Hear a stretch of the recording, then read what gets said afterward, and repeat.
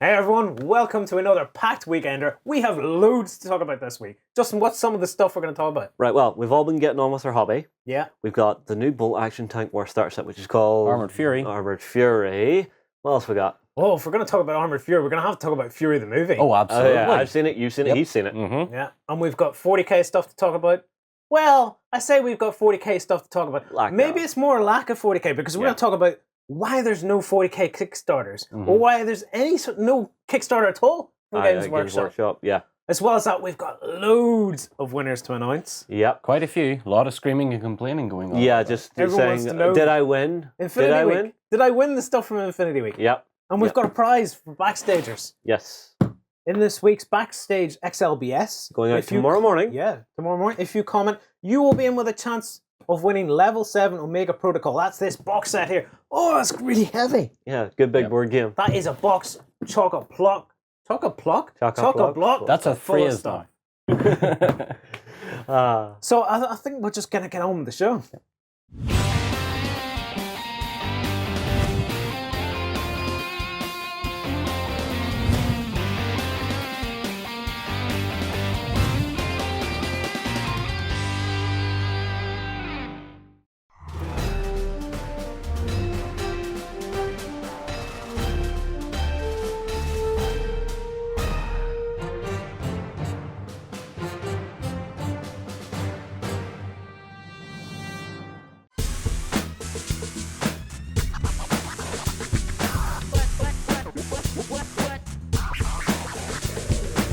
Hey everyone, welcome to the Weekender.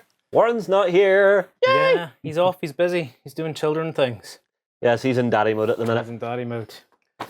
Well, I think his new sprog is, don't say sprog. Americans won't understand that term. you don't think so? Any Americans out there, if you know what a sprog is, let us know. His little Babino. Bambino, yeah. His new one is tying up his time. And we don't have Sam either. No, Sam is off filming on the Game of set. I know! Being a stand-in for No, he's not. I'm evil. This is what happens when you don't have any hair and your hair isn't long enough. Yeah, no. you're You too see, fat. I actually made that joke to Sam's Mrs. Tina, and she punched me in the arm. Just because you play Smeagol. Smeagol. Anyway, what was I going to say? Oh, yes. So that's why he's not here. Yep. So we have John. Yep. Yeah. And we have Lloyd. You're quite regular. I'm getting regular. Yeah. No, I don't need to know that. Oh, yeah, and of course there's me. So we've got Lloyd, myself, And it is I, Justin. and John. Hello. And John. Anyway, let's get started. So first thing I'm going to do is I'm going to look at this Bandua stuff. Yeah. So we've got through some new terrain from Bandua. Yeah. Well, This I mean, looks familiar to me. they've had this out before, but the change is it's now pre-coloured. So we're Right. seeing more and more of this pre-coloured terrain. So this blue then, it comes as standard like the that? blue does it? and the white, and then you have the red and white over there, and I think you get a couple of other colours. Yeah, so I've got the red bits. Yeah, you've got the red bits. So there's the top part of the red. And Yeah. like you say, this is based on one of the kits that's already been out. This Yeah. looks like the stuff Carlos designed. This is very similar to his original stuff that was designed to fit inside itself. So if I grab the big one, Yeah. lift it out, Ta-da! right? You've got another one on top, and another one on top. It's like the Russian dolls of wargaming. Yeah, pretty much. But you see, I like this system for one simple reason. Let's give it a spin. Yep. What have we got going on here? Was there? You've got 3 layers of steps, Yeah. all switching back on themselves. You've got nice little balconies for all your snipers. Let's see then. So we got all the stairs and stuff. Yeah, you see, the reason I like this system is it stacks up higher, so you're getting height into your infinity tables. Now let me put that back. That's quite high up, isn't it? That's what, about a foot high? Yeah. You know. Because infinity, It's all about great for breaking the line of snipers and sight. stuff, isn't it? It's snipers can be incredibly powerful whenever they have a great vantage point with great lines of fire. Whereas if you have a small, low maze of a place where you can't get up high anywhere, Yeah. your normal troopers are just going to come in and decimate you. So all the guys with chain rifles and stuff. So this stuff then just comes pre-colored. Pre-coloured, flat You pack. pop it out and just put it together. Yep. Let's see, we've got some doors and stuff. So if I Yeah. take this bit off. Yeah, I'll spin this so you can see the doors. And I don't know if you would actually play inside these. I think these would be more solid, closed-off buildings because Well, I the don't roofs think- don't come off. Yeah, the roofs don't come off. You know, but if you're looking for something that's just going to add a pile of different levels and stuff, I mean, like, the people I would say this is perfect for is people who are arranging wargaming tournaments. Yeah, the doors do come off. This one's taped in place, but I'll just whip it out. Yeah, well, they do come off, so you could maybe hide inside a doorway, but I wouldn't play inside these. because you'll be lifting stuff on and off the table the whole time. Let's see. So I move this out the way so that people can see. There's a door there. Yeah, so you can get your little hacker or whoever hiding in behind here. Cool. Yeah. It just adds a bit of cover more than an actual playable internal space, Yeah. you know. Like, So you've mentioned a couple of times there, Justin, about tournament play and stuff then. So you think this stuff, well, let me get this is ideal for tournaments. If you think, I can stack this down, I can get a crap load of it into a box, and then whenever I bring it out onto the table, it's just boom, boom, boom. I now have a 3-level building, stick half a dozen of those down, lots of little terrain pieces, and you're going to have a great time in your Infinity battles. There is quite a lot of contrast now between the two types there. Mm-hmm. I mean, there's the white and the blue, and the red and the white. Yeah. So, I mean, it's got very much a red versus blue sort of thing. It does. Well, I mean, like the whole Infinity thing's going very red versus blue. Operation Ice Storm. Yeah. Panoceana versus Nomads, red versus blue. You know, it's simple. But I would say for this is all very much a matte finish right now. So you've got burnt in detail, but you can't really see it too well. I'd say once you start taking some weathering sprays and stuff to this, it's going to look great. Well, yeah. I mean, it's just sitting there crying out to be airbrushed. Aye. Sitting there crying out to be airbrushed. Never used it, just started into using it. I'm an expert in airbrushing. Expert. Didn't you know? Expert. I've used it at least 3 or 4 times. I'm now an expert in airbrushing. I think Awesome Paint Job would have something to say about that. But the Bandua guys, they do good airbrushing on their terrain, and their terrain really goes whoa, just springs to life when they've got those really nice gradients and stuff on. Well, I mean, like you remember the Hackers land board they had at FitCon that you and Warren went to? It's not called FitCon. I will call it FitCon to my dying breath because of you. Don't even do that. Now I can't even remember the name of it properly. Fic Zone. Fic Zone. Yes. You remember the table they did there, the Hackers Lamb one? It was beautifully airbrushed and detailed with the soft sandstone and green colours, the gems and stuff. It was beautiful. You know, so you can take this as far as you want to. I would say when you're mentioning using it for tournament play, I would varnish the hell out of this stuff so that at least you weren't risking anything coming loose. If you give this a good few hard layers of varnish, a big thick layer of varnish to hold. Do you know what I think this could use? The sponging technique for adding chips and stuff to it. Yeah. There's very flat panels here, John. Yeah. Any ideas what the best technique of trying to get some detail on these flat panels would be? I mean, if I got the sponging technique and did it, would I end up? It's too flat, and it would just end up with big lumps. Flat. It would be too flat. You would need to go in with an airbrush, really. Well, I know what I would do. You know the way Infinity do the acrylic signs? Yeah. If you could get some of those that they just popped on like posters and signs and stuff onto the sides of them would look great. Yes, I suppose. I mean, here's the front. If you just put a little sign above the door and things like that, sitting out, suddenly you're adding that splash of colour and you're breaking up the you get lines. A bit of clear green acrylic just cut out into bar, hotel, whatever. What about the HD stencil sets as well? HD stencil sets, yes, they would work well. You know the ones Brian's doing at the minute on Brian's Kickstarter? Kickstarter's just gone boom! Yeah, and he still has, you see, even if you took his HD ones to that and just put on flame effects and stuff up the side, just make it look like some kids went out graffiti in. All right, okay. I was gonna go nuts on you there. Flame effect, but now that you say graffiti, I think, maybe. Yeah, you'll get some kid in the Infinity Universe going, "Ha! Screw you, society!" I'd like to see people do little like graffiti arts and stuff like. If you made streets of this little back streets with lots of graffiti. There's actually images online of a Bandua set where they actually had someone freehand some really cool graffiti. So I think that's what we need stencils for. Graffiti. Graffiti stencils. Because I'd like to put graffiti on my stuff. But you're not the expert on airbrushing yet. Everything would just end up saying, Lloyd! What? Have you tagged all this terrain Lloyd again? Maybe. Maybe. So what, you want to do the Banksy and just go, pop, stencil, tst, done. Yeah, exactly. Yeah. If it's good enough for him, it's good enough for me. So if I want to put chipped marks and stuff on this, you think basically I would just brush it on then? Yeah. Because the last thing I was painting there was painting my my walker for dust. Now I'd seen you do the sponging technique, but I didn't do it. I just got the brush out and just brushed on the marks. Yep. So I mean, the sponging is good. I guess because there wasn't very many angles in what I was doing. The thing I was doing was quite curvy because it wasn't actually a dust model. It was an AT43. It was the last time I've had time to paint. Isn't that abysmal? Other than spraying terrain, I suppose terrain counts. Yeah, it's not the last time. I do lots of stuff.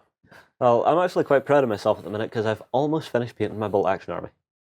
I didn't even know you'd started. Very loosely. Whoa, hang on. You've seen me playing at least 2 weeks in a row, and the stuff has been gradually getting more painted. Yeah, but I'm not looking at what you're playing with. Looking at what we're playing on. What sort of setup is this? We'll come to that later in the show. We will come to that later. You think you've got better? You think? Right. Well, what else can we say about the Bandua Terrain? It's quick. It's easy. If you're a wargaming tournament organizer, grab a ton of it. And if you're even just a club and you want to just have some club terrain sitting, it's perfect. You know, a lot of this into a box, in the boot of the car, job to good one. Yeah. I suppose, yeah, because you get the height and the stacking and stuff. Also, if I was on the move, I'd get some of this hard foam stuff from MicroArt because it's really durable. It doesn't stack inside each other, but you get a big box and you chuck it all in. And because it's light and the foam, it kind of rides around in a box very... It just bounces about. It bounces about and it doesn't wreck each other. Yeah, that, and if your nieces and nephews are around and just go, "What's that, uncle?" Pudum on the floor. Pudum. It's not going to smash and break into a million bits. Exactly. But I mean, like, this stuff seems reasonably robust as well. It doesn't break apart too easily. You know, it's all quite tightly cut and fit together. Well, if you glue it right, it should be fine. I think it suffers from what all the laser cut terrain is. It is wood at the end of the day. It's never going to fit perfectly, regardless of who makes it. So I mean, that's why I was saying about getting a good layer of varnish on it first. Maybe. Well, what do we think then? Thumbs up, thumbs down. Yeah, I like it. I like it. It's simple looking, but I do like it. I'm going to move on. Okay. Yep. And I'm going to quickly mention, just briefly mention, the fact that there's a new Warhammer app coming for ISO. I think it's ISO. Wait, Warhammer app? Yes. It basically, as far as I'm aware, just allows you to get news about Warhammer. So is this like a pocket-sized White Dwarf digital or something? Warhammer 40k to your phone. Okay. I think it's based in an alerts type thing. Yeah. I don't know. I haven't seen it. Warren was telling me about it. I was on the phone to him just before I come on. He's like, "Oh, mention this. Talk about this." And I'm like, "Oh, I'm just about to film, for God's sakes. You can't give me another topic to talk about." Give us another 5 hours prep. So there I am. I'm shouting it out there. It's something new. I haven't seen it. Warren was telling me about it on the phone. I thought I'd better shout it out to you guys because it does sound interesting. I like the idea of being able... Do I like the idea? Do I like the idea of being driving around or walking around and get, "Ping, here's something you need." No! I'm in the middle of the countryside. Why have you done this to me? I've just left the hobby shop. Warlord Games could have a field day with me if they did that. They just send me the app on my own and just say, "Hey, look, there's a new tank." No, you see, I think they're just going to hire a small angry man to follow you around screaming at you to buy more. He doesn't need to be angry. He just needs to have a box and go, "Look." I remember one time John went to a Games Workshop. I think it was the new Basilisk that came out, wasn't it? No. It was the Land Raider. Was it the Land Raider? Yeah. Well, whatever it was, the guy in the store wanted him to buy 3 of them. John was just going, "No, but I want one." And it was this guy literally wedging it under John's arm. And I think he did buy it. Yeah, I had one held in my arms like that. There was another one on top of it, and the third one was wedged under my chin. So I was walking around Games Workshop looking at my girlfriend who was going, "It's your money," and I'm sat there going, "That's the worst thing for you to say." I get that. Yeah. I'm going to buy this new game. Well, it's your money. Yeah, you see, this is why I like buying. And you're looking at it going, "That's not really permission, is it?" That's sort of a catch-22, isn't it? That's as I can say, "It was your money, but you spent it stupidly." No, you see, this is why I like buying online now, because I can sit at my work PC on my lunch break, and it's just me going, "I've bought something and no one will ever know." That's not about. Off to Warlord. Right, what else do we have for Games Workshop? New NID stuff coming up. Yeah, I've seen these appear a little bit. I'm going to mention them briefly. Yeah. We'll get some pictures up. But I'm not going to go into great detail about it because Warren's the NID guy. Yep, Warren is the NID maniac. He's the one who's going to jump headlong on this and go, "Oh my God, NIDs!" What I will say is I love the new drop potty stuff. Oh, I don't like it. It's just really What's weird. not to like? It's got that... It's gribbly and weird and organic. I know it's NID... And it's meant to be like that, but I don't like it. NIDs are the coolest faction for 40k. You liar. You as a toy player. NIDs are the coolest faction for 40k. You liar. I don't play them because I couldn't make enough of them. If I got a NID army, "Hey, how many have you built?" 3! How many do you need? 300! But I really like the look of the new drop pod stuff. Well, I like them tentacles out the bottom, and I like the carapace stuff. That's sitting on the workshop have put out a new 3-part tutorial as well for how to paint that exact style of NID. I think we have it running on the homepage somewhere. So if you're interested, go and if you're sitting watching this on YouTube, jump across. Yeah, they're keeping up well with their painting tutorials. They are, and the guy has a really nice pace and a nice style of doing it. Speaking of painting tutorials, do we still have John's painting tutorial online for doing the NIDs in the style that Warren's Oh, done. no, that was lost whenever the channel got nuked and was never found again. Are you sure about that? I'm 100% sure, because I can remember sitting in Korean and Warren turning to me and going, Justin, find the NID week footage and put it back up. Me looking for it going, sorry, it's not there, Warren. You know, I could not find it up nor down. No! We're going to have to do that again then, Joe. That's okay, as long as we don't have to paint another Stampa. I know that's still online. Because Warren came up with this scheme for his NIDs. Yeah. And it was the most easy scheme to do and a really effective looking. Yeah, I think it was, bleached bone with blue carapace. Yeah, and I think you had a Gryphon sepia on the skin. Very much what they're doing now on the Games Workshop stuff, on the pictures and everything. It pretty much stole matches. They stole Warren's design! But no, it'll be interesting to see what happens with the new NIDs. I'm not sure what direction 40k is taking at the minute, just with, you have the CEO about to change. You've had this Stormclaw boxes came out, but nothing seems to be done with it. I find the idea of the new NIDs really scary. This new stuff they're bringing out, NIDs drop podding in on you, NIDs bursting up from the ground. Yeah. I know they've done this sort of stuff before, but I just look at it and go, oh, I'm really afraid of NIDs. Just bouncing out of nowhere on me. Nowhere's safe on the board. They're just going to get me. Mm-hmm. I don't like it. Well, I like it and I don't like it. And I think they're the coolest looking faction in 40k. If you guys disagree, you can let me know below. But I think, actually, style-wise, NIDs are really cool looking. Oh, I'm always a great lover of Space Marines. Like I said, I don't play with them. Not just because I can't make enough of them. It's because I can't really emphasize with an empathize. Empathize. You have no feeling toward the mini. I'm looking at it going, well, what have you got to say to me? And he's looking back and he's going, exactly. And I'm looking blankly at him going, off to your death then. I don't care for you, drone number 65 trillion and one. Go on, hatchling. On you go. Go forth. Goofy. Right. Yes. I'm going to continue with 40k. Mm-hmm. Yes. And now I'm going to move on to the fact that 40k will never have a Kickstarter. Fair point. Moving on. Shut up, fair point. Moving on. Look, 40k will never have a Kickstarter for one simple reason. They're the biggest in the industry. Do they need to kickstart anything? No, they really don't. I mean, they can they have the funds behind them to create whatever they want. Yes, if they did a crowdfunder, it might be very inclusive to the community. It might, recharge the community going, yes, I'm getting in on it, I'm supporting it. Well, it makes sense. What sparked this is I was on Polygon and I seen an article. Mm-hmm. And I was looking at it going, well, it makes perfect sense. The guy from, I've made a note of it here, it's the executive producer. Yes, of Behavior Interactive. Yeah.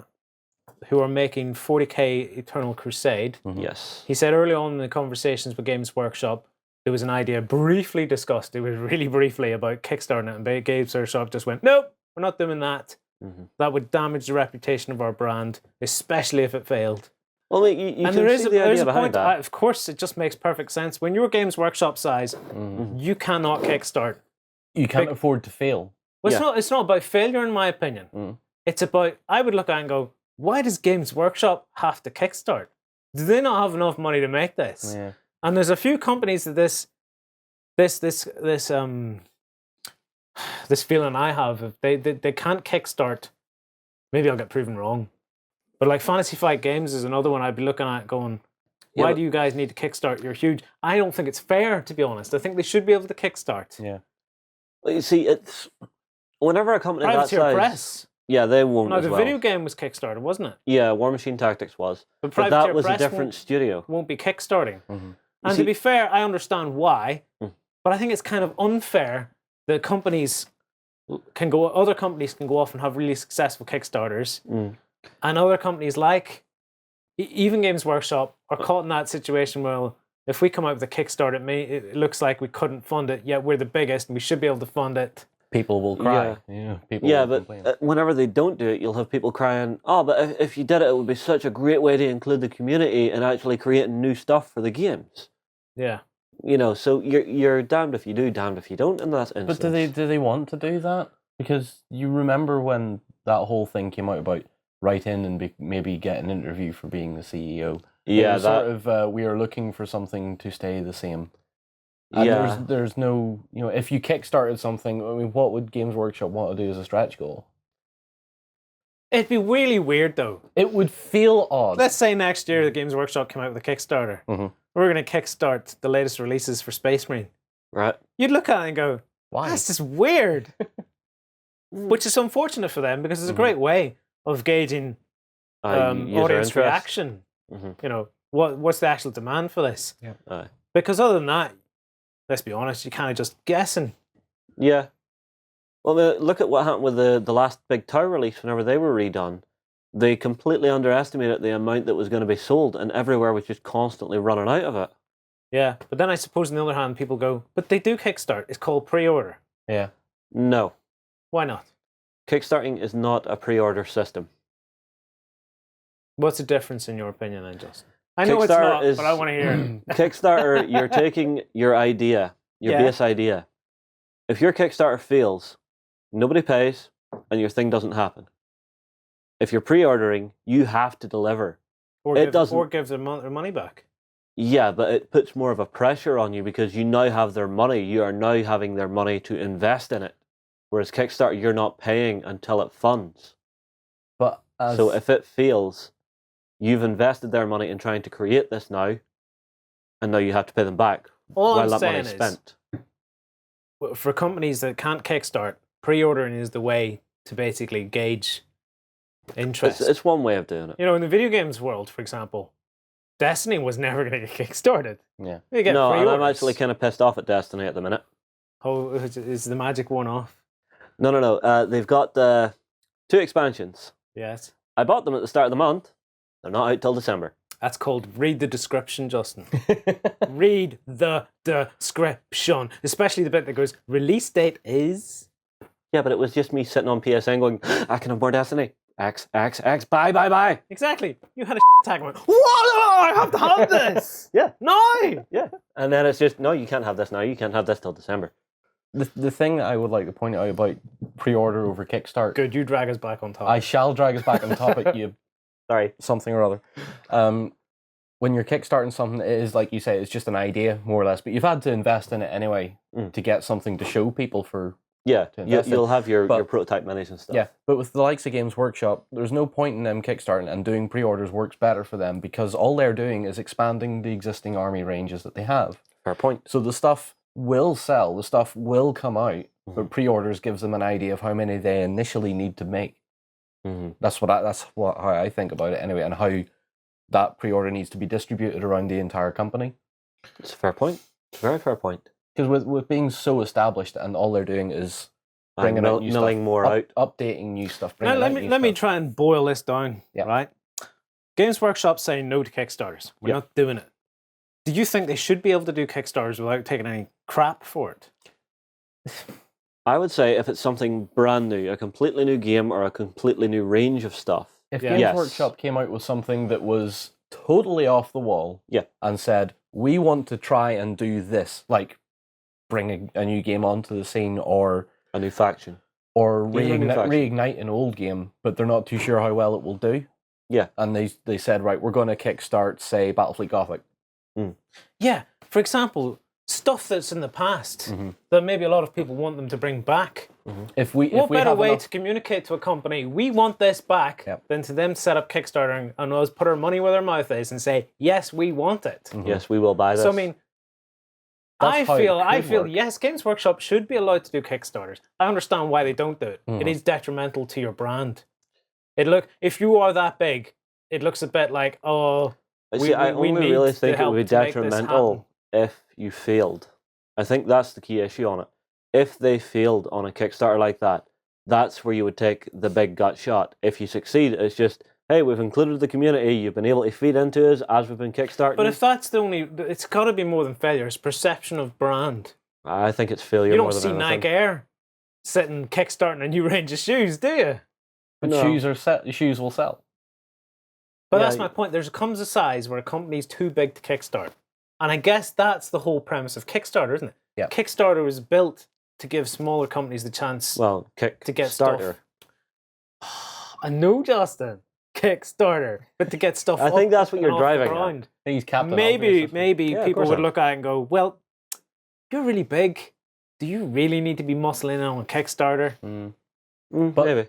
if Games Workshop did take something to Kickstarter, I'm going to stick to the Battlefleet Gothic idea. Yeah. Okay. It wouldn't fail. No, it wouldn't, because there are so many people that would have the nostalgia buy. I couldn't see anything that Games Workshop would throw onto Kickstarter that would potentially fail. Yeah, a lot of people, there would be a lot of grumblings in the forums and stuff like that, because that's what forums do. Yeah, but whenever you're that size, you will have people who love... you know. No, when you're that size, you have people who love to hate you. Yeah, they'll still buy your stuff, but they will love to vent. Yeah. And if they did, it wouldn't matter if you had created the greatest thing in all history. They would still vent about it. But do you think it's detrimental to Games Workshop's brand to kickstart even a video game? Absolutely not. Because the Privateer Press video game was kickstarted. Yeah, and Privateer Press actually went in amongst it and actually did some exclusive minis for it. So even those people who weren't, say, completely into the video game were into it for those exclusive minis. Don't know, it's a tricky question, isn't it?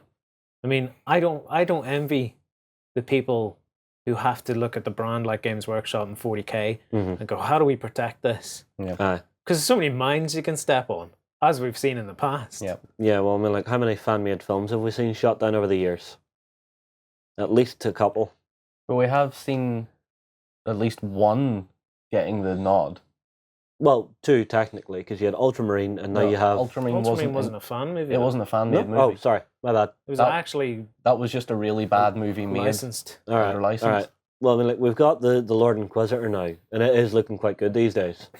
Now, if that had gone to Kickstarter... Will it ever arrive? Oh, yes, now. If that had gone to Kickstarter, yeah, after Games Workshop had sort of given it a nod to go ahead. Yeah, but I don't know if he's allowed to make money.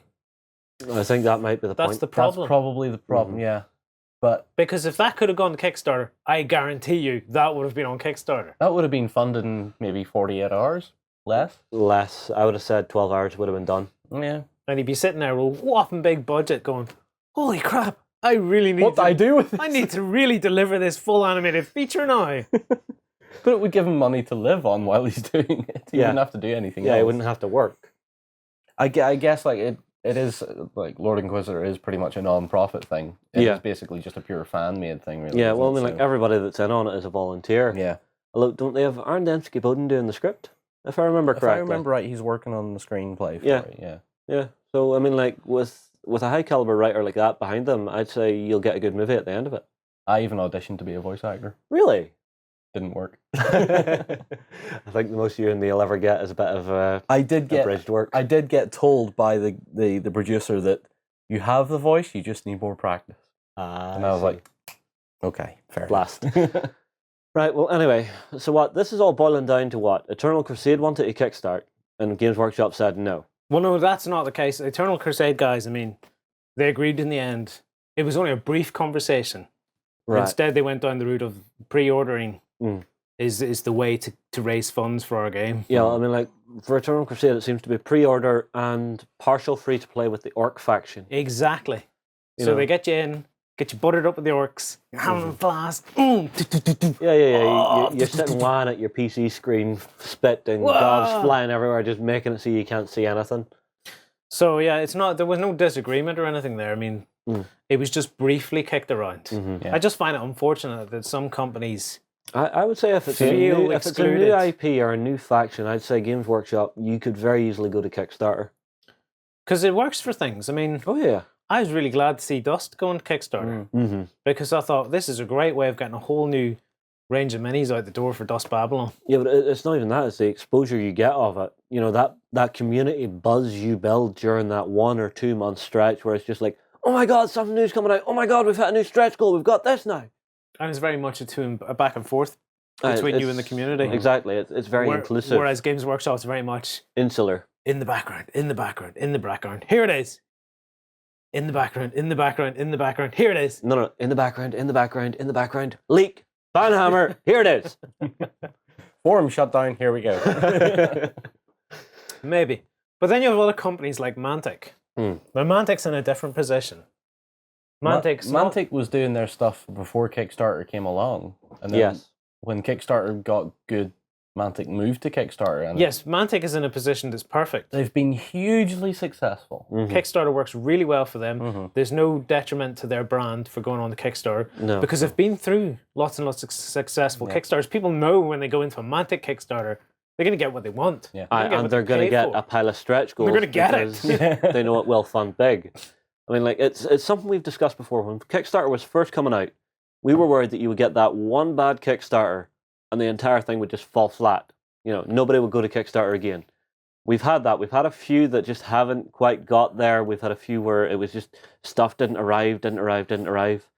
But whenever you have that happen, it's people don't look at Kickstarter as a whole and say, no, the entire thing doesn't work. They look at the people who fund and fund well and succeed and say, right, well, I know I can go to these guys. They now have a reputation on Kickstarter for being good at it. Yeah. For a while, I wasn't even bothered with Kickstarter. I looked at it and went, why would I want to do that? And then I went on, and I've helped fund 2 projects at the minute. And I think I'm currently waiting on one to just about finish up. It's Accent, where they're doing a headphone set. They've got about 2 million in the bank, 800% funded, but they've never done a Kickstarter or an Indiegogo before, so it'll be interesting to see if they're actually able to pull it off. I just find it funny browsing some Kickstarter and browsing the ones that were failed to funded, and having a good old chuckle at some of the ideas that came out. But it's one thing I noticed about some Kickstarters. Some people will set that stretch goal, that very first hit, to actually fund way, way, way too high. I'm a Kickstarter virgin. Let's pop the cherry. Now, for 2 reasons. Yep. Reason 1 is I like going into stores and picking stuff up. You like that instant gratification. Yeah. Yeah. I like the browsing. Yeah. I like that. For me, it's the whole thing of going in and having something to do. Yeah. Unfortunately, we don't have a great hobby shop in our town anymore. No. Right? Did we ever? Yeah, we've had a couple of decent ones. We've got a model shop, but they don't carry any wargame stuff. Aye. So for me, being up in Belfast and going into a Games Workshop or some other hobby shop up there, it's a treat for me to go in and have a browse around the stuff and then buy something. Yeah. I don't get that feeling from buying online or buying from Kickstarter or investing in Kickstarter. I said I haven't invested in one because I do. Maybe it is the instant gratification because I look at it and go, yeah, I'll have this in a year's time. What if I don't want it in a year's time? What if I don't have the money in a year's time? I've got the money now. Yeah, but get rid of your money now. Yes, and you get it at lower than what the RRP is going to be. But obviously, I think I'm in the minority. Well, I'm maybe not a minority, but there's I was going to say oh, you're going to have to bleep it now. There's loads of people out there. I thought we would have one show without any beeps. I'm sorry. There's loads of people out there who do think Kickstarter works. And Mantic are back to Kickstarter. Like, let me say now, they're back now to do the 2nd edition of the Kings of War rules. Right. Now, Kings of War rules have been kicking around for about 3 years. Something like that. They've had erratas and stuff online quite a bit. So part of this is they're going back to Kickstarter now and going, let's get 2nd edition rules. Now they've been through like a pamphlet, then we're like at a 56 page booklet. Then they went to hardback. Yeah. But it's kind of a little bit spread out over these things. Some of these things are out of print, some are still existing. Yeah. This is their opportunity to go back to Kickstarter now and go, bam, here it is. Here is 2nd edition rules. It's got all this other stuff that we've done in the past, all tidied up and bound together. So we've had a few years. Our feet are under us. Yeah. We now know what we're up to a bit better. Here you go. We've tightened up the rule set. They haven't changed the rules. They've just tweaked them, rebalancing and stuff like that. They're going to put some new units in it because it wouldn't be a new book without some new units. Can't wait to see what the dwarves get. And according to Ronnie, a huge background section for fluff. In the world of Mantica. Which would be cool. Yeah. It should be cool. Because recently I've come round to the idea of fluff. I used to be, I think I've mentioned this a couple of weekenders ago, I used to be the person going, if the game system's good, it doesn't really matter about the fluff. As I've got older, I've started to go, it kind of does. I need a bit of fluff to feel some engagement with what I'm doing here. And this has happened to me both in tabletop gaming and video gaming. Yeah. It didn't used to apply to me either. For example, I'm playing a lot of Titanfall.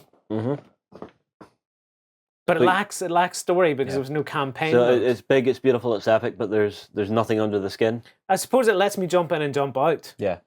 For example, if there isn't a lot of fluff to something, you can jump into the game, play it, jump back out.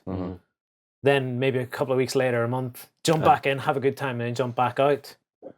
But if it's got fluff, I suppose, you can constantly be reading new bits and pieces and engaging in the universe. Yeah. But so from a Mantic point of view of including even more fluff, I'm excited about that. I'm excited about getting a 2nd edition rulebook and leafing through all the fluff. Yeah. Is fluff the correct term for it? Because a lot of people call the backstory fluff And it's that derogatory term of, oh no, that's just the fluff. We don't need that. We've got the actual hardcore rules here. Let's play. That's what I'm saying though, but it doesn't work for me anymore. Hardcore, having a rule set and playing doesn't work for me anymore. I either need you need to empathize with it, or I need something that allows me to work it. Like probably the last time I was talking about this, I mentioned that it was Dust. There isn't a huge amount of background. There is background, but it's tied into a universe that I can, it's an alternative World War II, so I can look at World War II and write my own story and around that in my head. Yeah, so, and then even for that, I think, I'm thinking of a different Weird World War game, never mind. I was thinking of Secrets of the Third Reich, which had something similar, where there was backstory, but again, it was Weird World War II, so you had some of the historical But is it not full of backstory, though? I mean, it's got a fair bit. That's why it jumped into my mind whenever you were saying Dust Tactics and Dust doesn't have as much. It was me going, but wait, I know there's one there. Was that not it? No, it was the other. And I know they did the actual board games as well, which told you a nice separate little story for it. I mean, from a Kings of War point of view. Now, if Sam was here, I'd probably pick his brain about this. Yeah. Right. Sam, if you're in next time, I'm going to pick your brain about it. Okay. Kings of War and Warhammer. They're both fantasy battle games. Kings of War's maybe it's had background. It's maybe been lighter on the background than Warhammer. Yeah. But they've both been two fully fleshed out rule systems. Yeah. Now I think it's our opportunity with this huge background section to really flesh it out and look at, and then someone making the decision of which one to go with. Probably go with both, to be honest. Yeah. But if you're going to jump on one first, they're very much on an equal footing at that point. Yep. Because they've both got solid rules. They've both got epic background story. They've both got lots of cool units.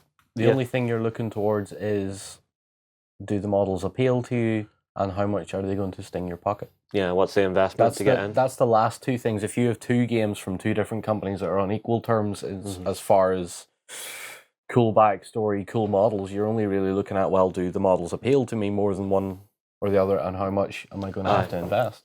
Aye. There'll be Warhammer fantasy players out there going, are you serious? With the end times and everything coming up, Warhammer's just like way out there on the background. Yes, but this is something I found when I was in England. My friends down in the gaming hall played fantasy. I never had before, and they were talking about all these events and cool story things that had happened, and it was just me sitting there going, and then what happened? I have no idea what you're on about. And then did you just walk away? Yeah, because the story was just so dense at that point, I felt I couldn't get into it. It's the same with 40k backstory as well. It is immensely dense, especially with the Horus Heresy novels. I've dredged myself through about 8 of them and lost course and went, I can't read any more of this. Yeah, I think there was a short storybook that I picked up that I just fell out with because it was so fractured. It was just me going, you know what, I have no idea what's happening anymore. Anyway, the point is that for the best backstory war games ever, Flames of War and Bolt Action. Yep. Because all of that is out there in millions of books. Yep. But that's all real. That's the richest backstory you could possibly have for a war game. Yeah, and I'm still discovering new stuff about World War II that I never knew before. No, it's probably ancients. No. There's not as much written on them. Yeah, like there's not as much known on them. 300 or 400 years worth of history. Not like 4. The point is there's more written on it. 400 years or 4. Yes, but what do I want? A library full of book or 4 stone tablets? John just wants tanks. Of course he wants tanks. That man always wants tanks. I want tanks because of him.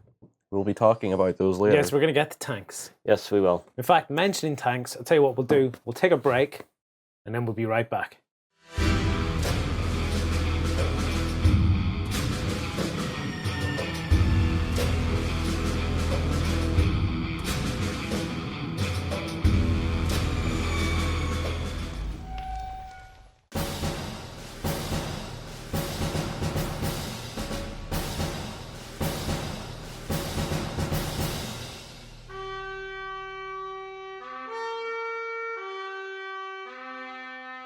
So welcome back, everyone. Now we're going to talk about Armored Fury.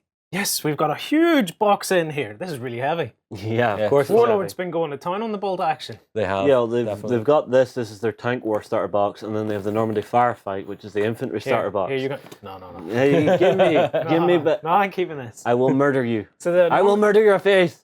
this would be a good companion to what did you just talk about? The Normandy? Normandy Firefight is the infantry starter set. So you're getting 2 American squads and I think one German squad with a half track. Yeah. This, however... So from a box set point of view, bolt action's really good for box sets at the minute, isn't it? Yeah. Yeah, because then you've got your tank platoons as well that are out as well. And you guys are unboxing some sets too? We've unboxed the Normandy. We've unboxed Normandy. We've unboxed the Shermans. Yep. We have the T-34-85s in the can, and then we have the British Cromwells in the can. There's a lot of platoon boxes and box sets coming out at the minute. Are any of those plastic? Yes. They're all plastic. All of those are plastic. This comes with plastic Shermans and plastic Panthers. Yeah. Okay, well, actually, let's crack open the box and see what's inside. This is interesting here. Oh, hang on. What the hell? That's cool. You've got your instructions on the side of the box with... Ah, there's the one. D-Day Firefight. That's the other. Just little bits of advertising. That's quite cool. So, in the box, we receive mini rulebook. Best thing you will ever get your hands on for bolt action is this mini rulebook. Yeah. Let's have a quick flick. Go ahead. Full colour. Oh. Miniaturized. We actually saw this in the Firefight box as well. Yeah. But the next book is the one that everyone's been waiting on. Or if they don't already have it. Oh, yeah. Yep. All them cool pictures from Osprey and stuff in there. Yeah. Yeah, Osprey do beautiful work. But you get your Tank War book. And Tank War. This is all of your heavy armor fighting. You've even got character tankers in here with special skills. And as you play the game, I've been giving this a little bit of a read. As you play through the game, you gain experience during the game. So for kills and stuff, which whenever you get a certain amount of experience, you instantly get a new skill, which is a once per battle usage thing. So you can have things that allow your tanks to have the recce ability, so you can actually move when you're shot at and things like that, which is really cool. I love it. I mean, check the pictures out. Yeah. That's what you want to replicate. That's what you want your tanks to look trundling down through destroyed buildings left, right, and center. Yeah. Like it's another beautiful book from Osprey. Look at this. This is a class picture here they put in. What is that? That's a Sturm Tiger. Sturm Tiger. Why does it have a demolisher cannon on it? Because it's not a demolisher cannon. Because the other company took the idea. Because it's designed to blow up. Trolling like a boss. Right. You also get your pamphlet to actually get you stuck into it. Your Armour Fury scenarios. Yep. I think you've got what, 4 scenarios in there? You have 4 scenarios in the booklet, and they basically take you from using 1v1 in a basic 2x2 table, and it takes it right up to using all the tanks in the box, and then gives you ideas on where to expand. Pretend I know nothing about tanks. Do I have to pretend? Action, stuff like this, right? If I bought this box, would I be up and playing? Yes, straight away. In about once you half an have hour. the stuff built. Half an hour. I'd be up and having a tank battle. Yeah. Hence why it's called Tank War. Yes. Yeah. Now who's Captain Obvious? Yeah. The other thing. So what's this then? This is scenarios, or these are get started scenarios. Yeah. So basically, it's your tank versus my tank. Okay, let's move. Let's shoot. You know, let's get the basics down. So you open the box. Yep. You do this first after you've built your bits. Yep. Do you? No, you build your tanks. Yes. Yep. You do whatever you want with your tanks. You have them all set up. You turn to this scenario book and you go, I want to learn how to play Tank War. But do I need to read this? This gives you references in this book to follow. You'll so start I read with this, and it says reference page such and such. I can quickly flick to it. Yeah, and in the go main through rulebook. all of that. Go through, play through this. Yep. And then what? Migrate to the Tank War. Yeah. And then after that, I migrate to bolt action. Or No, because these work together. This is like your yes, main but I rulebook. don't have any troops if I've bought this. I just have tanks. Yeah, but you will take your tank building. Your points costs and stuff like will that come out of the back of this book. Right. Hence why I need both books. And you need that book because that's your main rulebook and that's your codex. And that's my codex. Okay. This also has all your weapon profiles in it. So light anti-tank gun through super heavy and all the rest that you will be using for Tank War. The other thing that is stuck in this box, which I think is the best idea yet, is a cheat sheet. You get one of these in the Normandy Firefight set as well. This is the exact same sheet. So you have all your charts, your weapon chart, what happens whenever you get airstrikes, what happens whenever you get hit in your armor, you know, even right down to turn sequence. And pin markers. You know, they thought of absolutely everything with this box. That's a lot of pin markers. I'm really going to need that many. Pin markers are very important in the game. You do. I mean, like it's one thing I'm looking at the minute is trying to get acrylic ones made up, which are 2 discs pinned together with counters going 1 through 12. Which reminds me, we have to thank some of the people that were commenting on one of our other unboxings who linked us to the MDF ones. The MDF ones, which were quite cool. Yeah, I'd like some nice acrylic ones if I could get it done. There's just no pleasing him sometimes. No, I know what I'm wanting. I'm actually researching at the minute and trying to get us a set. Okay. So. Don't say there's no pleasing me. There is no pleasing I'm actually actively looking for them. Stop keeping me waiting. Show me the box. First up, you're getting 3 Shermans. So this is unbuilt, unpainted on the sprues. Yeah. Hard plastic. Let's see the back of that. So. Yep. Well, I was going to tear the bag open. Oh, you're going to tear the bag open? I'll do that. All right. Well, I will get the other type of tank that we have in the box, which is right? The German Panzer. Panther tank. Fine. If you guys are going to sit and play with tanks, I'm going to sit here and correct you. What's it called? Panther. What did you call it? Panzer. So you were trying to be smart? He was trying to be smart. It just looks stupid. Yeah. That happens a lot to me. It does happen. So you've got your first sprue, so you've got track, back of the armour, back of the turret. That's not the track. Yeah, it's not the track. That's fine, the you've got the wheels. The suspension system. Well done. You've got your front return wheel, or your front sprocket. Yeah. Let's see. Keep going. All right. You've then got your shirts and up the side, your exhaust, gun mantlet, back piece behind the gun mantlet, commander's cupola, ring that goes around it. I think that fits a machine gun, doesn't it? That's an MG ring. Yep. You've then got this, which I have no idea what it is. That's a bar. I pointed this out to you before. Yes, I know. when we actually unboxed this when I won the competition to get the kit early. White noise. All white noise. What is it, Mr. Joe? It's where you keep the gun cleaning kit. Yep. You've then got little hatch, another hatch, gun barrel, which is that big, long, heavy anti-tank gun, isn't it? That's super heavy. It's a super heavy anti-tank gun in the game. Yeah. Yeah, that thing is really scary because I've played games against John with these out and it burns through everything I have. Yep. You've then got the lower part of the turret and the top part of the turret. And then you've got the main hull. Yes. You then have the second sprue, which has main hull, beautifully done with Zimmerit. Now, John, you've argued with me about this. You like the old resin cast one because it's a little more slapdash on the actual Zimmerit, where this is a little more precise. Yeah. I mean, well, we've got a built version of this tank over there. We do, yeah. If you go through that, and then we'll talk about the Zimmerit. Yep. Track, lower hull, upper hull, towing eyes, and more sprockets. Yep. Jobs are good. So I'll tell you what, bring that in before we do the Sherman. Yep, sure.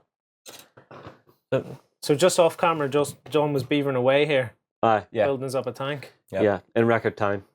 Absolutely record time. How long that took? 40 minutes? Something like that. Something like that. In fact, I'll tell you what, if we come back to that, if we do this sprue first, yep, we'll get a tighter shot on that. Okay. So let's bring this back in.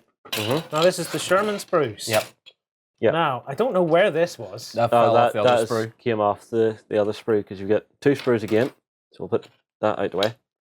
So, top of the hull, bottom of the hull, tracks, and I think that's glacis plates for the front of the hatches. Applique armour that applies here in front of the 2 crew hatches. Yep. So we'll put that out the way. This is a record unboxing. This is really ta-da! Because now that I kind of know what stuff is, and we're not actually talking about the history behind the vehicle, which we do in the full unboxing. If we do like a sweet proper unboxing after we have done this. Yeah, for the Shermans we've already done. We've unboxed the vehicles in this box. Unboxed all the elements of this. Yeah, just not the box itself. Yeah, this is for anyone that was on the site, is watching the Weekender and missed it. Perfect. Then anybody at home who wants more information can go and watch the unboxings, the full unboxings when they come out. Are they out? The Sherman one is. We've done an unboxing for the Panther. Yep. Because you won one, you cheeky sod. Yep. You won one off Warlord. So there's the Panther, the Sherman. Yeah. Then we're waiting on the Russian and the British still to come out. So Russian next week, and then the British the week after on the Tuesday. So if you've been wondering when it was coming out, there you go, guys. Excellent. Right. The other thing that you get in this box. You didn't talk about this sprue yet. Okay, sorry. I thought we were moving on. You fool! Excuse me. So you have your top of your turret with the toilet on it there. Toilet? That looks a bit like a toilet. That bit. That's a commander's hatch. All right. Okay. That's where your gun goes, just in case you didn't know, Lloyd. On the back here, you've got a little shell ejection port. You then have the bottom of it. You have the gun, which is really cleverly cast as a single piece with its coaxial MMG. Okay. You then have a searchlight. We then, if I flip over, spare wheels, commander's hatch. Not spare wheels. No? Okay. Those are the rear idler wheels. Okay, my bad. You have the back of the hull where your engine bay bad. You have the back of the hull where your engine bay is. Gun mantlet, inner mantlet. Those I'm not sure of. What were those again? Let me see those. Those are backpacks. Air cleaners. Oh, filters. Yep. You've then got towing eyes down here. You've got your little hull-mounted machine gun. You've got your 50 caliber for up the top, which was apparently useless. Radio antenna, shell ejection port cover, your suspension, and your sprockets at the bottom. Yep. I think I got everything. You've done it more or less right, yeah. Okay, more or less right. If you want anything more detailed, go back to the actual unboxing where John just gets to go mad for about 20 minutes. Let's see the actual hull then of the vehicle. The hull? Yeah, I already showed it. I already showed it. Did I get it first? I got excited and forgot, did I? Yeah. All right, so let's move these out of the way. You're getting 2 Panthers in the box and 3 Shermans, so it's a nice little set to start you off, right? You're then getting what I think is the best idea ever in a game. You get your order dice. One of the finest game mechanics we've ever used. Yes, because you never feel like you're without a hope. Yeah. Unless someone else has drawn the dice out of the bag and it keeps coming up, there go. If you have 14 units per side and someone's pulled like 7 of them out, I think we got 10 at one point. We did get to 10 at one point, and where it was just one side. But that's the thing with that. You always know it's going to swing back at you unless that unit has been killed. Yep. You also get a little set of D6s because it's the one thing that everybody needs. And when you're just starting out, you never have dice. Say I was brand new to the hobby, didn't have a single thing to my name. This box gives me everything I need to play. Including rulers. Including rulers, including pin markers, including order dice, including minis, including books, and scenarios. Let's get our camera closer, and then we can have a look at the actual built tank. Yep. Okay, John, give me the tank. Let's show this off. We've done a little bit of camera wizardry, and we now have it under close camera. I'm going to have to just slide it over here a little bit. Let's get the dice and stuff out of the way. Yep. So, we have our built Panther tank. Bring it back towards you a bit there, Justin. Okay, back toward me. People have been complaining that we've not been showing this stuff built. Yeah, but that's the thing. Whenever we're coming in for a set, we're trying to mill through a bunch of stuff in one go. Sometimes we just don't have time. So if it does annoy you guys, we are sorry, but there are things in the planning that might sort that. So this stuff's the Zimmerit then? This is Zimmerit. This liney stuff on the side of the turret? Yes. Do you know what Zimmerit is? It's like a sweet of some sort. No. It's like a sticky thing that you stick to stuff. No. Actually, quite the opposite. It's like moon dust that's been baked into like hash browns. No. It's something on a tank. Close enough. Yeah, okay. It's anti-magnetic. It's anti-magnetic mind paste. Mm-hmm. So basically, I knew it was sticky stuff. No, it had to do with sticky stuff, but it wasn't sticky in itself. Yes, it was the opposite of sticky stuff. So you couldn't have been more wrong. Oh, it's slippy stuff. No, it just means that a magnet won't hold. Well, the opposite of sticky is slippy. You understand how a magnet works, yeah? Yes. This stops the magnet working. What happens is I hold it near your brain and you turn off. I take it away again and you restart. That's what it does. So that's why I sleep so soundly when we're on the road. Stop messing about, fellas. Yeah, right, here it is. John, do you want to take us around the vehicle? So what's wrong with the Zimmerit, though? John thinks it's too clean on this.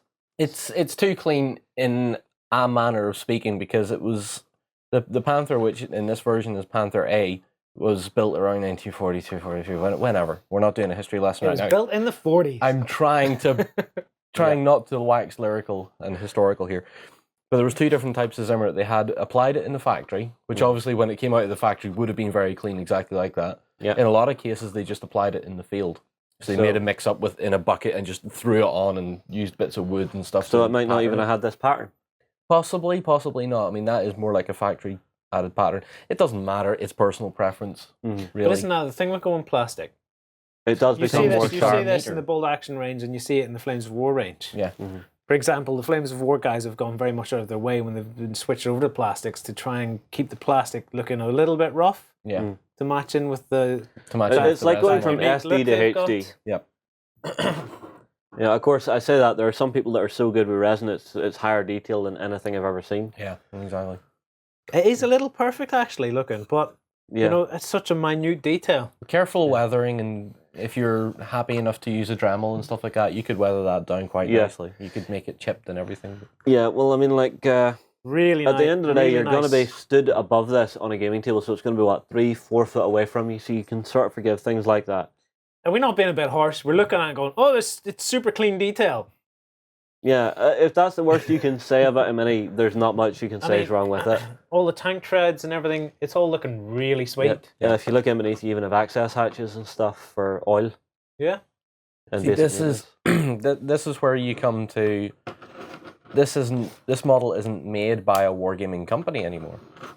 This is a wargaming company that is now outsourcing. Yes. Well, we'll come to that. We will come to that. Backstage show. Yeah, we will. Now, something that pops out of this. If I rotate this turret, yes. Is there a point where it's not supposed to go?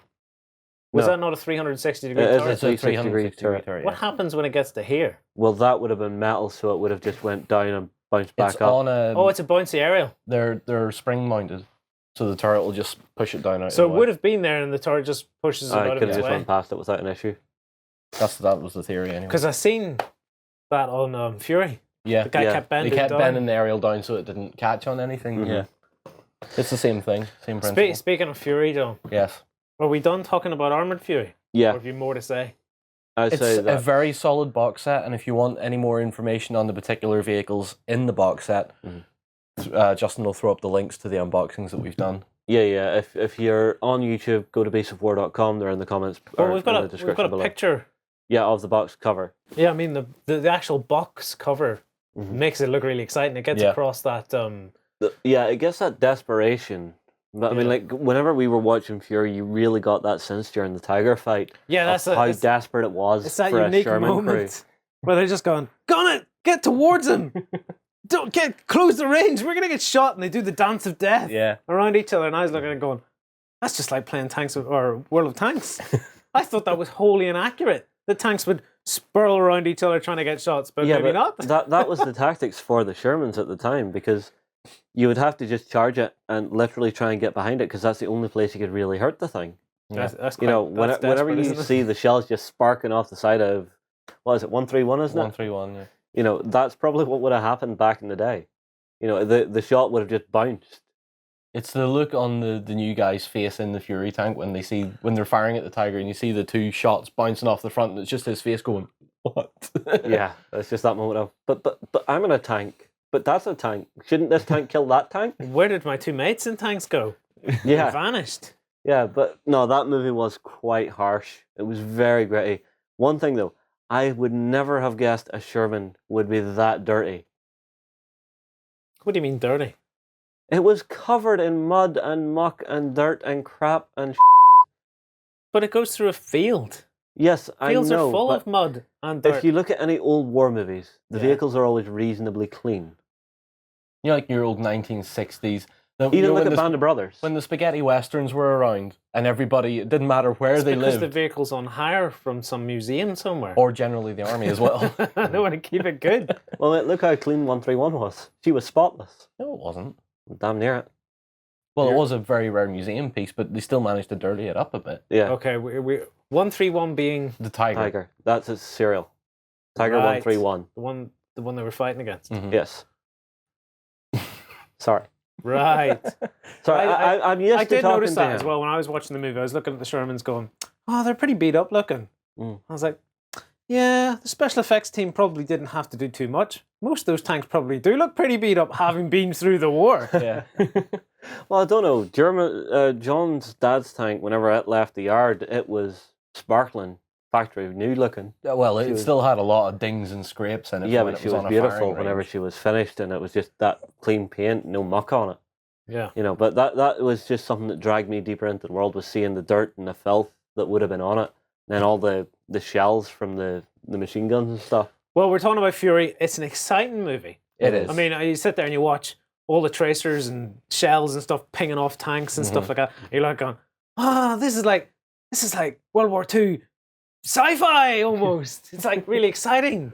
I mean, if Warlord doesn't sell loads of these after that movie been out, I'd be amazed. And Google alone will probably generate an extra 20% sales just for the name.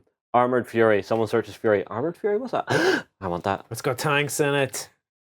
We've had a few comments on the Sherman unboxing, people going, I never really cared for historical, but then I watched Fury and thought that might be a good idea now. That's not that historical. That's action-packed mayhem, and I want in on that. Yeah. But I'm quite sure the same thing probably happened whenever Saving Private Ryan came out. There's no tanks worth a damn in Saving Private Ryan. No, but they had Tigers that blew up really easily. It's stuff on landing craft. Or but it was giving you a sense of that time period. It was dragging you into that time period and getting you into it. The problem is, right, I enjoyed Fury. Yep. I've never rewatched Saving Private Ryan. Yeah, I have. Because it grosses me out. What? The first 5 minutes? The first 5 minutes sets the mood. It gets a bit lighter after that. But see, the first 5 minutes of that movie just grosses me out. Guts hanging out. Now, I know there was some of that in Fury as well. Yeah, well, there was the old man in the village with Brad Pitt looking down going, here, where's the German soldiers? Over there, sniper. But it just didn't seem as extreme as the opening 5 minutes of Saving Private Ryan. The violence in Fury feels a lot more believable because when it does happen, you think, well, fair enough. But, you know, when this is war. You know, a guy getting hit in the head with a 50 caliber bullet, you know, the bullet's that size, it will take your head off. Yeah. You know, was it a 50 cal that hit the guy's head, or was it an actual tank round? The guy, there was one in the Sherman and his head vanished. His head vanished. That was during the Tiger fight. But is it a tank round that hit him? It was a tank round that hit him. That would be everything from there up disappeared. Spoilers. Yeah. It's out of the cinemas now. It's out of the cinemas. One of the things that raises for me, though, watching Fury, is 3 Shermans barreling towards a tiger. Yep. What's the balancing like in bolt action? How many Shermans do I need to take on German tanks, for example? In the games that we've played, I think my armor is far too overpowered. It's too heavy. You're playing what? Germans? I'm playing the Germans. And what sort of tanks are you fielding? Right, I've currently fielded a Panther, which was big and scary, but John had a Firefly, which could at least take a swing at it.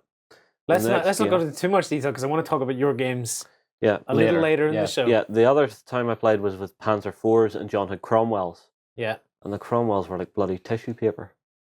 You know, it was just me going, oh, there's a Cromwell.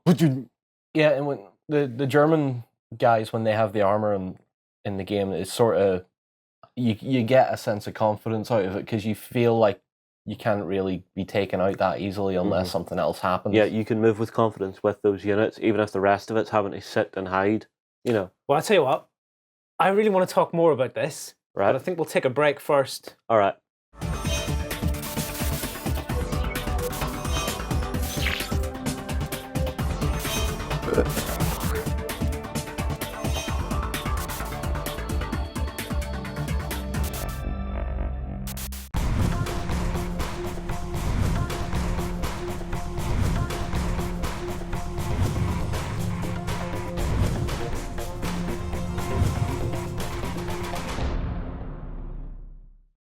Welcome back, everyone. Just before the break there, you guys were talking about tanks, and I took us for a break because I want to talk about hobby times, you know, what we've been doing in the hobby. Yeah. But I want to jump right back into the conversation we were having, which was like, you know, what's the balance like in bolt action? And you guys have been playing a lot of bolt action. Yeah. How many US tanks do I need to deal with? Like one German tank? 2 to 1. You think it's 2 to 1? I think it's 3 to 1. What are you guys playing? I was asking you then. So recap. I'm playing the Germans. I'm playing Heer Grenadier, which is late 1945. 44, sorry. But I don't know. My tanks, I just keep thinking they're too overpowered. What tanks then? Right. The last ones I played were the Panzer IVs. Right. So they have a heavy anti-tank gun on a medium tank. So you had 2 Panzer IVs. Yep. And John, you had 2 Cromwells, which are medium tanks with medium anti-tank. Yeah, British tanks. Yeah. And what was the result? The Panzer IVs tore through the Cromwells like they just weren't there. Yeah. Hot knife butter. From a listing point of view, I mean, was it equal points then? Yeah. Yeah, we were playing equal points. It was 1,500 point game. Yeah. Mm-hmm. You know, we've been playing about with our army lists over the last few weeks whenever we've been playing games. So I started out with just the basic starter box, 1,000 points, first game. Yeah. Bumped it up to 1,500, dropped in some armor and stuff. Well, we've got some pictures here, and I'll see now. And John's got a bone to pick with you. What? A bone? What do you think of that table layout? It's much improved. Much improved, except for this photo. Where is this photo that really annoyed me? Oh, I can't even find it. Oh, here it is. What's wrong with that? Well, that head's going like that. That's you guys making that stuff that doesn't. You're supposed to put them in between the fields. If it does that, you don't That see is it. between a field. It's not. It's sitting on top of a field. Let's go back. So these are the Cromwells. The back of the Cromwell that you were fielding. Yep. So they're British medium tanks because John's running Guards Armoured, isn't it? Yeah, running Guards Armoured. You know. So it's a small number of armoured vehicles with a fair bit of infantry in support. Well, I mean, like the way to break it down is in the normal game of bolt action, for every commander you have, you get access to say a tank. So if you have 2 commanders, you can have 2 tanks. Yeah. So there's my 2 Panzer IVs in the background. We're playing headquarters. So the building you see there was my HQ. So what I did was, start of the game, I dumped 4 squads straight in there. Put my medium machine gun on the roof, my airstrike observer on the roof, squad inside, and my captain inside, because I decided I wanted to play with higher ranked officers this week. You know, because it gives you a different bonus to your morale, which is where the pin markers come in. Yeah.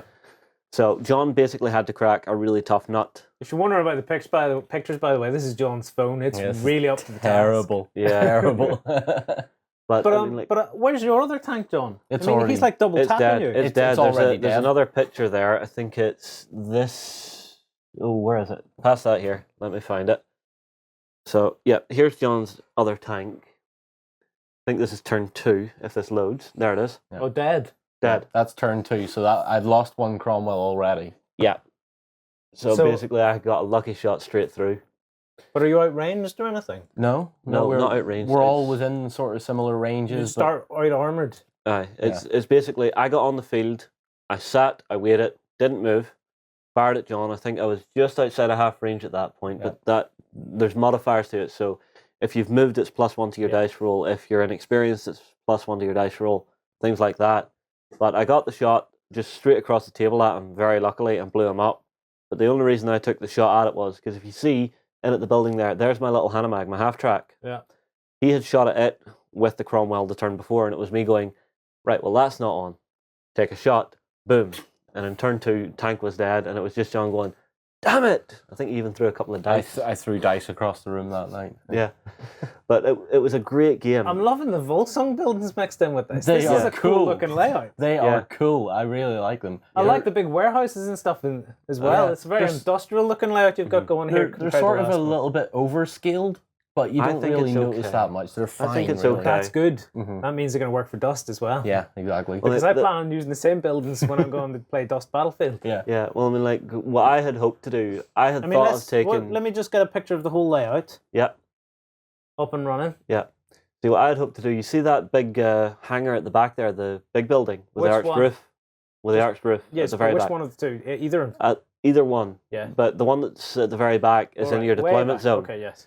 I had thought of actually taking that to start with, deploying my tank inside there and just having it drive out the doors, just thinking that would look really, really cool. Well, you could drive just to the front of the door and have 180 degree arc. Mm-hmm. Yeah, something like that. And not be able to be shot in the sides because you're in a doorway. Yeah, pretty much. That is the key point, actually, with facing down German tanks. Yeah. And that was the fatal mistake I made, was not manoeuvring around them. Yeah. And the other problem I made was I kept my 2 Cromwells nearly at opposite ends of the board. Yeah, whereas so they couldn't consolidate their fire. Yeah. They couldn't consolidate and focus their fire on one machine at a time. That's what I was getting at. When I seen Justin had his 2 tanks and your 1 tank, I thought he's double tapping you and you were just down to 1 tank. Yeah. Not necessarily because of that order dice mechanic. I could have got both my shots off first had the dice worked in my favour. Yes. And even if they had, his front armour is still a medium tank and I've only got a medium anti-tank gun, so I'm already at a disadvantage stat-wise to get through the front of him. But balance-wise, it's correctly balanced. I feel it's correctly balanced. You need more Allied tanks to take out German tanks. Yeah, but I think the Allied tanks are maybe a little bit too expensive. I would like John to be able to get more of those tanks on the field than me, so I actually feel I have a bit of pressure to actually be shooting at one, but oh crap, that one's actually surely going to there's get up going around to be me. something you could drop out of your list to get another tank in. The way it works is you have to have, for every platoon, every infantry platoon you run, you can have 1 armoured vehicle in support. You can have 1 tank in support. You can have 1 armoured car, and so on and so on. But you can only have 1 per platoon. Yeah. I was running 2 platoons. I could only have my 2 Cromwells. Yeah. That's where I feel maybe that the army listing is a little bit... It needs a tweak. It's too balanced. It needs a tweak. I think it's too balanced. There should be even those Daimlers of yours, because they have a light anti-tank gun or a wind vehicle. Do you mean too balanced or too realistic? I think it's too balanced. But you're not allowed a lot of one unit compared to the other. I think when looking at it, I would like to maybe house rule this sometime and maybe throw it at Warlord to see if it was an idea that they might take on at some point. Is that for every 2 German tanks, a British or American unit can have 3. Yeah. Because during the Second World War, the Germans outgunned you, but you outnumbered them. Well, you've got 2 willing participants. You've got yourself and you've got Justin. Oh yeah. How about your next game? You do it. Yeah. If we just if you field 2 tanks, I'll field 3 or something. Yeah. I'm quite happy to do that. I think you might have to drop something off your list to accommodate the fact that the new tank has arrived. Yeah. Yeah, but I wouldn't even mind playing it that John has allowed that anyway, because it lets me get more stuff on my own end. I have the feeling, though, with more games and practice, you would get the knack of how to play the Allies, the Brits, the German, or the US against Germans. Yeah. Well, I think Germans, they have that they're like a good starter army because they're just well-rounded when it comes to tank warfare. The Brits and the US are going to be a little more delicate. Yeah. But once you've got the knack of it... I mean, like, even my Germans on the machine guns, they have a special rule called Hitler's Buzzsaw, which lets them get an extra shot on medium and heavy machine guns, which is quite painful at times. Yep. Like, currently, I'm waiting on my second medium machine gun team to come in through the post, and John outnumbers me with infantry. So basically, it's now the arms race between us. He's got more infantry than me, so I need something to cut them down a little quicker. Which, again, is representative of how the war went. Yeah.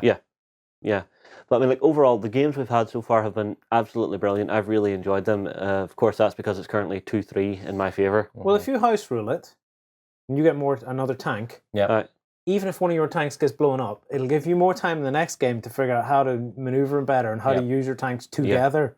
So as the next game after that, you can maybe go back to playing just the 2 tanks, but have a better knack of how to do it. What the strategies are for the usage of the 2 tanks. Obviously, one of the things you've got in now is you think there's no point in fielding the 2 ends of the field. You're just halving your firepower on both sides. Yeah, you're increasing your field of fire at that point, which is the other thing. But it's what use is that if it's not effective?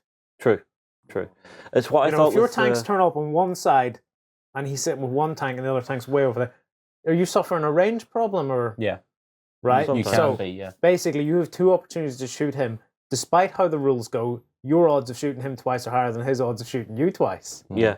Well, it's what I was thinking. John, you're Daimlers, right? They have a light anti-tank gun, and on the roads, they are super quick. They're like bloody lightning.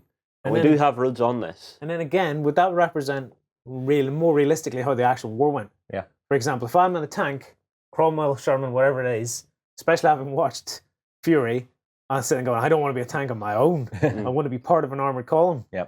I want a wingman with me. It would represent it better, but with John's Daimlers on those roads, he could have got behind my tanks and got a +2. If we go back to this image, I mean, you've got crossroads and stuff going on. Yeah, I mean, like, the roads do affect your movement greatly in this game. It essentially doubles your movement. Yeah, so you could field a tank, if you fielded in the right place that it was on a road, you could quickly move into range.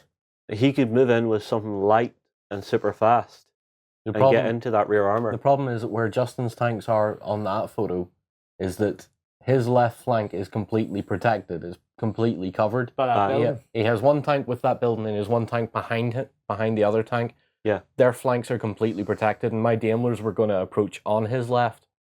Which meant that they would have to get off the road and move slower around the back of the building to try and have a chance at side armour. At which point I might get a chance to react. But again, that's that dice mechanic. If you get the dice, you're then choosing what's activating when. Because if I already activate something, and then he pulls a move like that, and I've activated it, I can't do squat. So it's a really tactical game. I noticed there's no craters on this table anywhere. Oh yeah, now we're getting on to Lloyd's hobby. So your hobby time, Lloyd. If only you had craters for this. Yes. John, I think you've got some craters down there. I think there's something down here that you've been working on. What have I been up to hobby-wise? I've been making some craters for a new episode of Hobby Lab. Yeah. Let's see, hopefully the camera's not too close. So in the Hobby Lab that came out, we are super close, but it'll do. In the Hobby Lab that came out this week, I've been making some craters. By getting a dog turd and putting a banger in it and setting it up. And then squishing it down. Squishing it down and punching it. I thought Warren had just took baby Manny and hung him over it without his nappy on. But these are the same fields that you've been using in the game. Yeah. These are the fields that we've made in an episode of Hobby Lab. And then this is step one, basically. But then they can start looking like this. Which is really cool. Proper singed and looking, We've been doing some air gun work and stuff to it. Yeah, airbrushing. Yeah. What about craters then? Are craters going to change? Are the rules for craters in Bold Action? They would then become rough ground. They would become rough ground to vehicles. They would possibly become obstacles to infantry, but they'd also provide cover for infantry. Yeah, so you've basically put foxholes down. Yeah, pretty much. But I mean, what rough ground does it cuts your movement in half. Yeah. So say my normal movement's 10, it goes down to 5. One of my questions is then, what would I need to be shooting to make craters this sort of size? Artillery. You'd need to be artillery or bombardments. Dropping bombs from aircraft. Yeah. So offshore ships, like on D-Day, for example, pounded German positions and left craters galore. Yeah. Big, massive ones. If anyone has bothered to watch John's adventures in Normandy from this year, we had a wee series go out where John just brought the home camera with him and was just walking about some of these places. There were some of the bunkers that were hit by artillery strikes, and it's just big lumps of concrete lying everywhere. It's point to hawk. I mean, if you can find some of the footage and maybe stick it up there. I'll see if I can hunt it down. If I can't, sorry. Point to hawk, even nowadays, still looks like the surface of the moon because there's craters there from aircraft bombs that are 30 feet deep. I've seen a bit of coastline. Yeah. And I was looking and going, is this a photoshopped image? Because it was just so surreal looking. Yeah. It's just the tip of the coast. It jots out into the sea, and it's just craters everywhere. Yeah. All grassy now. It's landscaping on a military level. It looks like God's taken a finger and went... Pretty much. Looks like cheese. Yeah, it's surreal. I mean, those would be very small craters. Yeah, in the grand scheme of things. So what you're telling me is I've made craters that are too big and too small. Yeah. What do I need to be firing to make these craters? You need to say you take a table this size and you want to do an air bombardment effect on this. Yes. You need craters about that size and about that deep. That's never going to happen. Exactly. Yeah, so basically this would be light artillery. The other thing in our game that we discovered was aerial assaults in Bolt Action are painful as hell. Oh, aerial? You can have aircraft come in and strafe enemy positions and stuff like that. Yeah. And if you get the dice rolls right, it just wipes units off the map. I lost an entire infantry section to one. Yeah, but it wasn't just the fact that it was that one unit, it's the fact that it's a 6-inch bubble around your aiming point. You need craters to crawl through. I do. Yeah, I'm really surprised they didn't just instantly pull the order dice out the bag and go down. Because that would have gave you the extra one on the to kill roll. I forgot I could do that. That's pretty much it.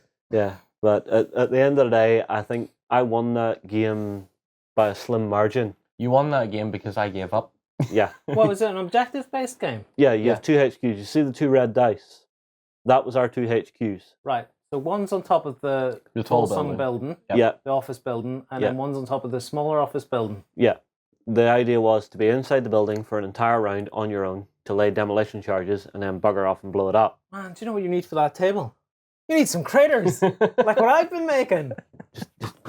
You're like a bloody broken record. Craters everywhere. Seriously though, if you want like terrain and stuff like this, if you hop on the Beast of War and go to Hobby Lab, it's a backstage show. There's tips galore on how to make really cool terrain. The terrain that you guys have been using actually. Yeah, and abusing according to you. Abusing. Yeah, well, there's a little bit where there's a hedgerow out of place there. Oh yeah. I'll chastise you off camera about that. I love pointing out stuff like that.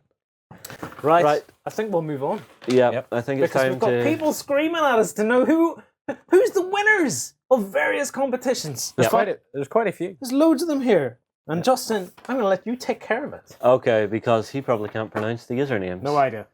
Right. In our first winning slot was for Flames of War for the win. Prize was 1 copy of Open Fire. Woohoo! The winner is Aloha Rover. From beastofwar.com. Cool. We then have our Infinity Week winners. So, what you could win during Infinity Week was the Battle Box and Beyond section that they had put into Operation Ice Storm. So that's the 4 boxes. So you have 2 tags and the 2 infantry boxes. Yeah, so during the week, every video had a little thing at the start saying, you could win these 4 boxes. Yeah. And there was 3 sets of the 4 boxes up for grabs. Yep. So this is the 3 winners, is it? Yep. You've been screaming. You've been hollering.